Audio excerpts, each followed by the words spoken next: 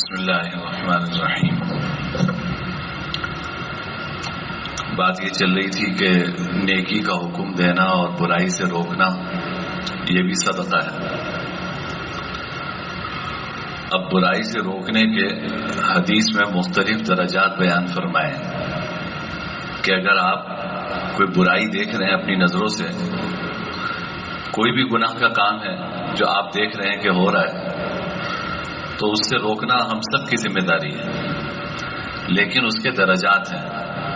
حدیث ہے فرمائے کہ من رأى منکم منکرا فلیغیرہ بیدہ ومن لم یستطع فبلسانہ ومن لم یستطع فبقلبہ وذلک اضعف الایمان، کہ جب تم میں سے کوئی شخص برائی دیکھے تو اس کو اپنے ہاتھ سے روکنے کی کوشش کرے، یعنی بزور اور قوت کے ساتھ اپنی طاقت سے اسے روکنے کی کوشش کرے، اور اگر اس کی استعداد نہیں ہے، یعنی اپنی قوت سے نہیں روک سکتا، تو زبان سے روکے۔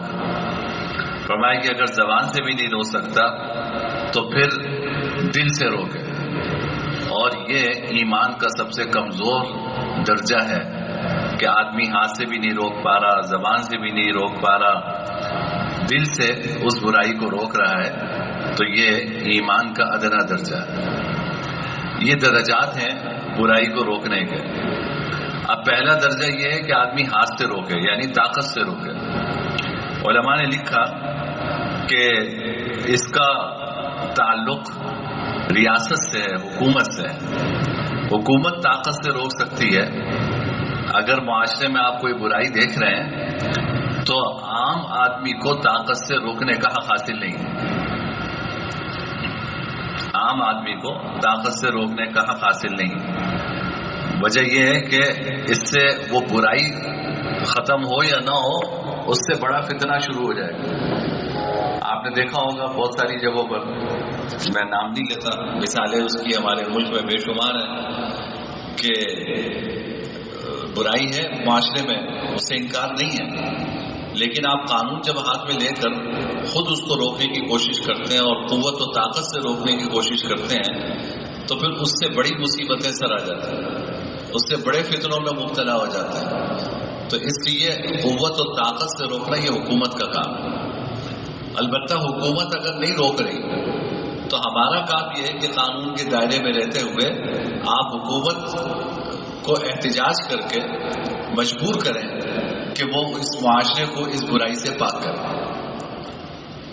یعنی آپ خود تو نہیں روک سکتے، لیکن حکومت کو قوت و طاقت سے روکنے پر مجبور کر سکتے ہیں۔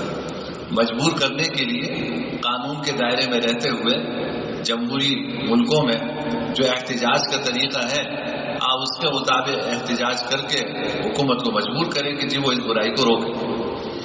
تو یہ اس کا طریقہ ہوتا ہے برائی کو روکنے کا۔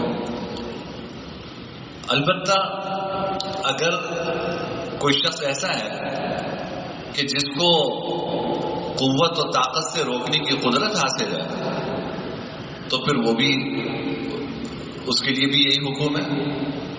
جیسے فرض کیجئے کہ باپ ہے، وہ دیکھ رہا ہے کہ میرا بیٹا ایک برائی میں مبتلا ہے، مثلا نماز کے لیے نہیں آتا۔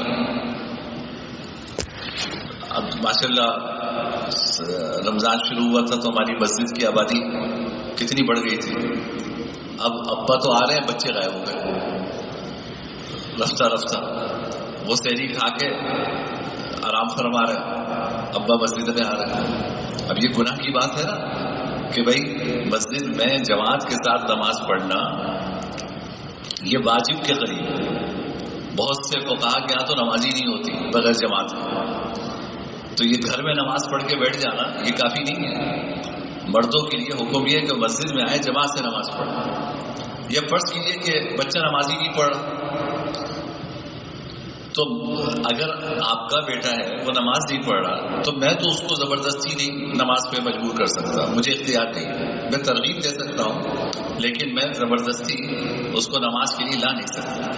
لیکن آپ باپ ہیں تو شریعت نے باپ کو یہ اختیار اور قوت دی ہے کہ وہ اپنے بچوں کو زبردستی نماز کے لیے لا سکتا ہے، نماز سے مجبور کر سکتا ہے۔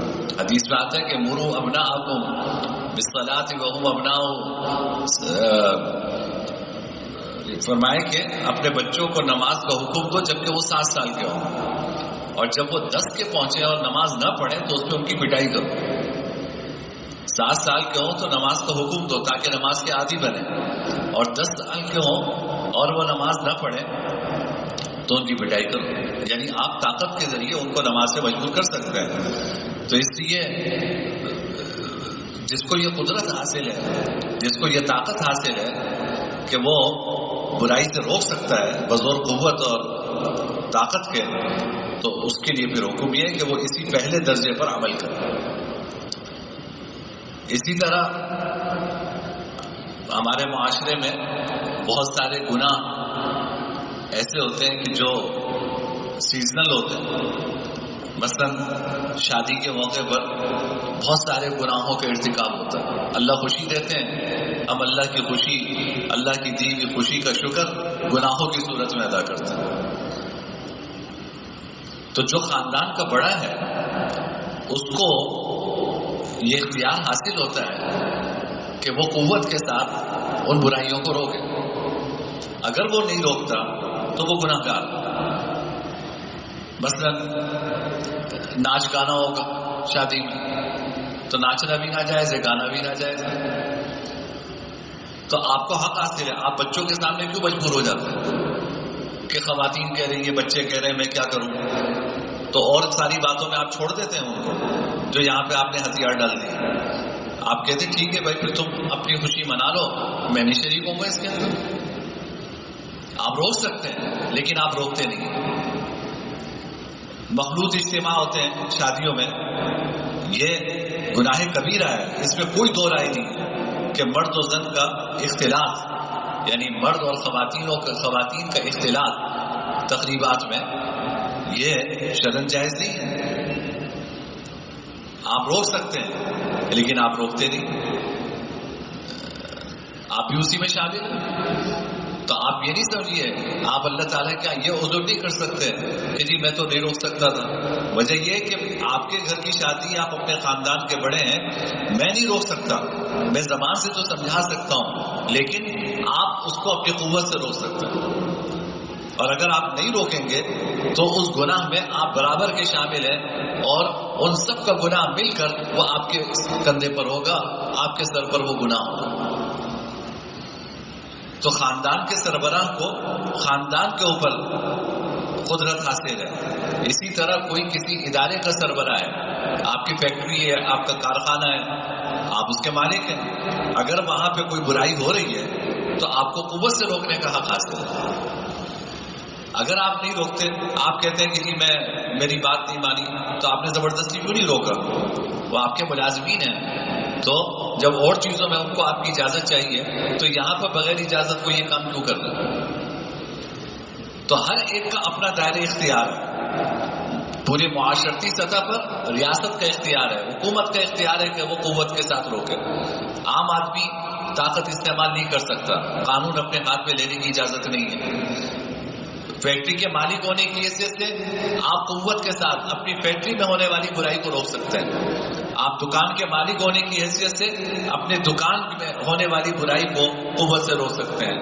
میں گھر کا سربراہ ہونے کی حیثیت سے میں اپنے گھر میں ہونے والی برائی کو قوت سے روک سکتا ہوں۔ آپ ایک خاندان کے سربراہ ہونے کی حیثیت سے خاندان میں ہونے والی برائی کو قوت سے روک سکتے ہیں۔ تو یہ دیکھیں، یہ دائرے ہیں، ایک فرد سے لے کر ایک ریاست تک یہ دائرے ہیں، اور سب کی ذمہ داریوں کا شریعت نے تعین کیا ہے۔ لہذا اپنی ذمہ داری انجام دینی چاہیے۔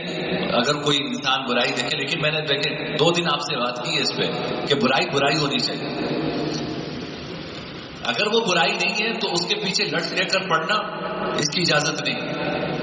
برائی ہو تو پھر ایسی صورت میں سب سے پہلی شکل یہ ہے کہ آپ قوت سے روکیں، اور قوت کا دائرہ کار کیا ہے وہ میں نے آپ کو بتا دیا کہ ریاست، معاشرے میں ہونے والی برائی کو قوت سے روکنے کا حق ریاست کو ہے۔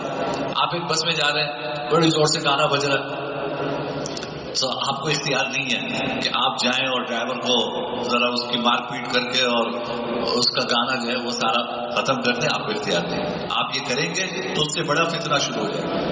آپ کو اختیار نہیں، یہ ریاست کا کام ہے کہ وہ یہ برائی روکے۔ وہ نہیں روکتی تو اللہ تعالیٰ آپ سے نہیں پوچھیں گے کہ تم نے جو ہے وہ گانا چل رہا تھا تو تم نے کیوں نہیں روکا. وجہ یہ ہے کہ آپ اس کے مکلف نہیں.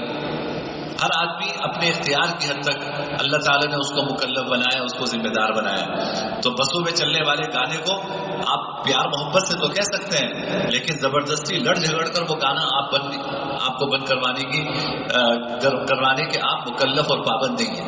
یہ حکومت کا کام ہے کہ وہ یہ کرے. نہیں کرتی تو اللہ تعالیٰ اس حکومت سے باز پرس کرے. جس کو اختیار ہے وہ نہیں کرتا. حکومت کی جو مختلف علاقائی سطح تک جو حکومت کے ادارے ہوتے ہیں ان کی درجہ بدرجہ ذمہ داری ہے, وہ اپنی ذمہ داری ادا کریں. خاندان کے سربراہ ہونے کی حیثیت سے آپ کی ذمہ داری ہے کہ آپ قوت سے روکیں اس برائی.